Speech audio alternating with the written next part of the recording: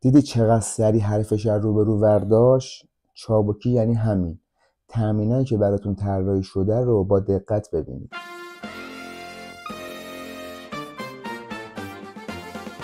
در حرکت اول هماهنگی عصب عضله رو داریم که به مانع‌ها برخورد نکنید، دست و پاتون با هم هماهنگ زده بشه. در حرکت دوم پرش جامپ رو داریم که باید روی تخت تعادل 1 الی 2 ثانیه حتما مکس داشته باشید. اول پای راست، دوم پای چپ و جامپ رو انجام میدیم.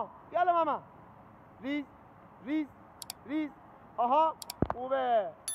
تمرین چابکی سرعتی براتون طراحی شده، به 3 تا ایستگاه تقسیم کردیم. ایستگاه اول حرکات عصب و عضله همراه با پروانه است. دست و پاتون باید با هم هماهنگ باشه، به مانع‌ها برخورد نکنید.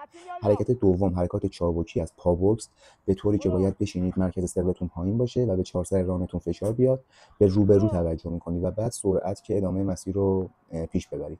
تمرین آخرم که باز همون تمرین عصب و عضله هستش و همراه با تخت تعادل که شما باید کار جامپ هم رو اون تخته انجام بدید. موفق باشید.